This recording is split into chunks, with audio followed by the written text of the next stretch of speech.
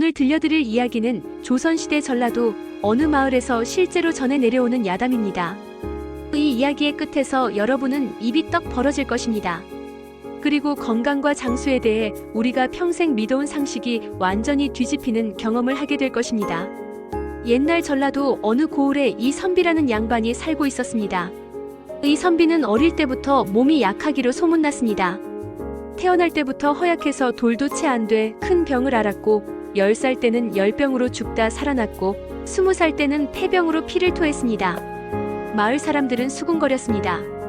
저 이씨 집안 아들 30도 못 살겠어. 타고난 게 그러니 어쩌겠소. 조상이 물려준 몸이 그런걸. 실제로 이 선비는 30줄에도 매일 앓아누웠습니다.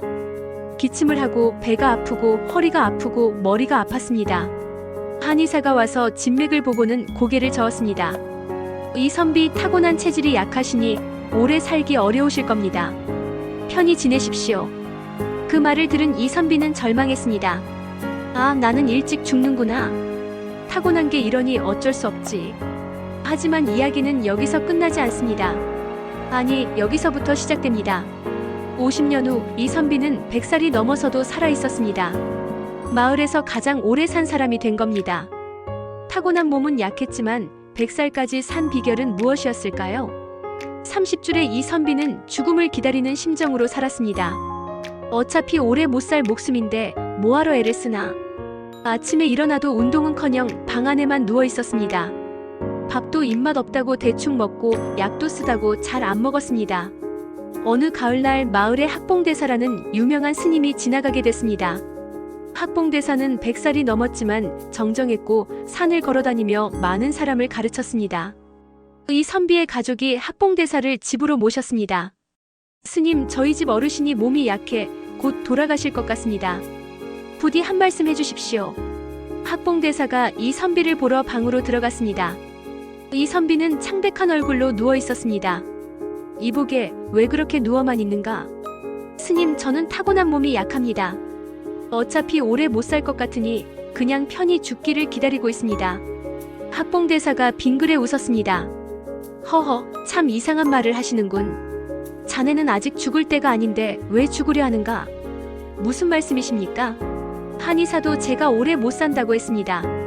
학봉대사가 말했습니다. 여보게, 건강은 조상이 주는 것이네. 자네 말이 맞네.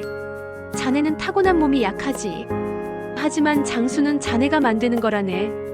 타고난 몸이 약해도 오래 살 수 있고 타고난 몸이 건강해도 일찍 죽을 수 있네. 이 선비는 고개를 가우뚱했습니다. 그게 무슨 말씀이십니까? 내가 자네에게 가르침을 주겠네. 만약 자네가 내 말대로 살면 자네는 100살까지 살 걸세. 믿겠는가?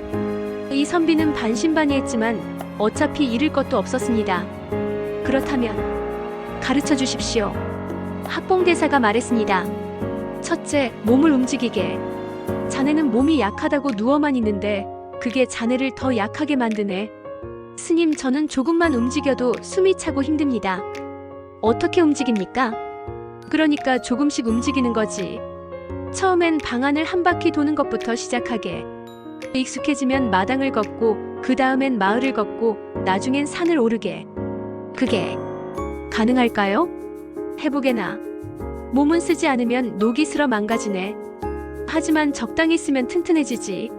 이 선비는 반신반의하며 다음 날부터 방 안을 걷기 시작했습니다. 처음엔 정말 힘들었습니다. 방 안을 한 바퀴 도는데도 숨이 차고 땀이 났습니다. 역시 안 되는구나. 하지만 학봉대사의 말이 떠올랐습니다. 조금씩이라도 계속하게. 열흘이 지나자 신기한 일이 일어났습니다. 방 안을 3바퀴 돌아도 숨이 덜 찼습니다. 한 달이 지나자 마당까지 나갈 수 있었습니다. 어머, 영감. 마당까지 나오셨어요? 아내가 깜짝 놀라며 기뻐했습니다. 석 달 후 이 선비는 마을 어귀까지 걸어갔습니다. 1년 후엔 뒷산에 올랐습니다. 몸이 조금씩 튼튼해지고 있었습니다. 의듬의 봄 학봉대사가 다시 마을에 들렀습니다. 여보게, 이 선비 몸이 좀 나아졌는가? 스님 덕분에 이제 산도 오를 수 있습니다. 허, 잘했네. 그럼 이제 두 번째 가르침을 주겠네. 먹는 것을 가려 먹게. 먹는 것을요? 그러네. 자네는 입맛이 없다고 아무거나 대충 먹지. 그게 몸을 망치는 거라네. 몸에 좋은 것을 골라 먹어야 하네. 학봉대사가 가르쳐준 것은 간단했습니다. 첫째, 채소와 곡식을 많이 먹게. 고기는 조금만 먹고. 둘째, 과식하지 말게. 셋째, 제철 음식을 먹게. 봄엔 봄나물, 여름엔 오이, 가을엔 감, 겨울엔 무. 넷째, 술과 기름진 음식을 멀리하게. 이선비는 처음엔 불만이었습니다. 이렇게 먹으면 맛이 없는데. 하지만 학봉대사를 믿고 따라했습니다. 몇 달 후 신기한 일이 일어났습니다. 늘 체하고 배가 아팠는데 이제는 소화가 잘 됐습니다. 아침에 일어나면 속이 편했고 기운이 났습니다. 여보, 당신 요즘 얼굴에 핏기가 도네요. 아내가 놀라며 말했습니다. 5년이 흘렀습니다. 이선비는 이제 마을 사람들과 함께 농사도 짓고 산에도 다닐 정도로 건강해졌습니다. 하지만 여전히 작은 일에도 걱정이 많았습니다. 비가 오면 어쩌나, 흉년이 들면 어쩌나, 또 병이 나면 어쩌나. 학봉대사가 세 번째로 찾아왔습니다. 여보게, 이선비 몸은 많이 좋아졌는데 왜 그리 걱정이 많은가? 스님, 저는 타고난 게 약하니 언제 또 쓰러질지 모릅니다. 학봉대사가 고개를 저었습니다. 그게 바로 문제라네. 마음의 병이 몸의 병을 부르네. 자네는 이제 마음을 다스려야 하네. 마음을 어떻게 다스립니까? 간단하네. 첫째, 걱정을 멈추게. 아직 일어나지 않은 일을 걱정해봤자 소용없네. 둘째, 감사하게. 지금 숨쉬고 걷고 밥 먹는 것에 감사하게. 셋째, 웃게. 하루에 한 번은 크게 웃게. 웃음이 약보다 나으네. 넷째, 화를 내지 말게. 화는 간을 상하게 하고 피를 탁하게 하네. 이선비는 이번에도 반신반의했습니다. 그렇게 간단한 것이 효과가 있을까요? 해보게나. 이선비는 매일 아침 일어나면 감사하기 시작했습니다. 오늘도 눈을 뜰 수 있어 감사합니다. 걸을 수 있어 감사합니다. 밥을 먹을 수 있어 감사합니다. 처음엔 어색했지만 한 달쯤 지나자 신기하게 마음이 편해졌습니다. 걱정이 줄어들었고 잠도 잘 왔습니다. 마을 사람들이 놀랐습니다. 이선비, 요즘 얼굴이 밝아졌네. 맞아, 전엔 늘 어두웠는데 요즘은 웃는 모습도 보여. 10년이 흘렀습니다. 이선비는 이제 40줄이었지만 젊은이들보다 더 건강했습니다. 하지만 혼자 있는 시간이 많았습니다. 학봉대사가 네 번째로 찾아왔습니다. 여보게, 이선비, 자네는 왜 혼자만 있는가? 스님, 저는 건강관리에 바빠서 사람 만날 시간이 없습니다. 그게 잘못됐네. 사람은 혼자 살 수 없네. 사람을 만나고 이야기를 나누고 웃고 떠들어야 오래 사네. 사람을 만나는 게 장수와 무슨 상관입니까? 외로움이 사람을 죽이네. 혼자 있으면 마음이 병들고 마음이 병들면 몸이 병들지. 하지만 사람들과 어울리면 마음이 즐겁고 마음이 즐거우면 몸도 건강해지네. 이선비는 그날부터 마을 사람들과 어울리기 시작했습니다. 저녁에 마을 회관에 가서 노인들과 바둑을 두고 낮에는 농사일을 함께하며 이야기를 나눴습니다. 손주들이 오면 옛날 이야기를 들려주고 함께 웃었습니다. 그러자 신기하게도 더 건강해졌습니다. 웃음이 많아지고 기분이 좋아지고 밥맛도 좋아졌습니다. 20년이 흘렀습니다. 이선비는 이제 50줄이었지만 젊은이 못지 않았습니다. 하지만 무료함을 느꼈습니다. 학봉대사가 5번째로 찾아왔습니다. 여보게, 이선비, 왜 그리 무료해 보이는가? 스님, 이제 건강도 좋아졌고 할 일도 없어서 무료합니다. 그럼 배우고 가르치게. 사람은 배움을 멈추면 늙고 가르침을 멈추면 죽네. 이 나이에 무엇을 배웁니까? 뭐든 배우게. 글을 배우든 그림을 배우든 악기를 배우든 새로운 것을 배우면 머리가 맑아지고 가르치면 마음이 보람차네. 이선비는 50이 넘어서 글을 배우기 시작했습니다. 서당 훈장에게 찾아가 나이 들어 배우고 싶습니다 라고 했습니다. 훈장은 처음엔 놀랐지만 기꺼이 가르쳐줬습니다. 5년 후 이선비는 책을 읽을 수 있게 됐습니다. 그리고 마을 아이들에게 글을 가르치기 시작했습니다. 할아버지, 이 글자가 뭐예요? 이건 하늘 천자란다. 하늘을 보고 배우는 거지. 아이들을 가르치는 시간이 이선비에게는 가장 행복한 시간이었습니다. 50년이 흘렀습니다. 이선비는 이제 80을 넘겼지만 여전히 건강했습니다. 아침에 일어나 산을 오르고 마을 사람들과 이야기를 나누고 아이들을 가르쳤습니다.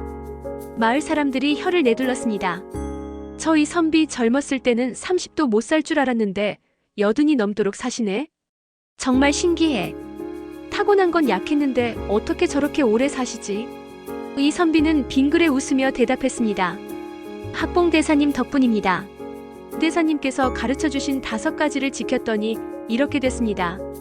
90살이 됐을 때 이선비는 손주들을 모아놓고 말했습니다.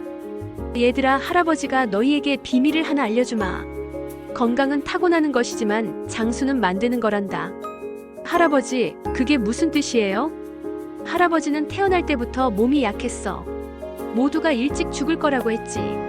하지만 할아버지는 지금 90이야. 왜 그럴까? 왜요? 할아버지가 장수를 만들었기 때문이지.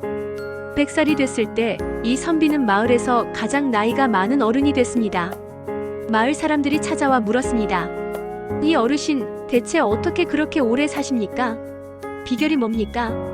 이선비가 환한 미소를 지으며 대답했습니다. 비결은 간단합니다. 학봉 대사님이 가르쳐주신 5가지를 평생 지켰을 뿐입니다. 에필로그 장수의 5가지 비결. 이선비가 100살까지 살 수 있었던 5가지 비결은 이렇습니다. 첫째, 몸을 움직여라. 여러분, 몸이 약하다고 누워있지 마십시오. 조금씩이라도 움직이십시오. 처음엔 방안을 걷고 익숙해지면 마당을 걷고 나중엔 산을 오르십시오. 몸은 쓰지 않으면 녹이 슬지만 적당히 쓰면 튼튼해집니다. 둘째, 먹는 것을 가려라. 채소와 곡식을 많이 먹고 과식하지 마십시오. 제철 음식을 드시고 술과 기름진 음식은 멀리 하십시오.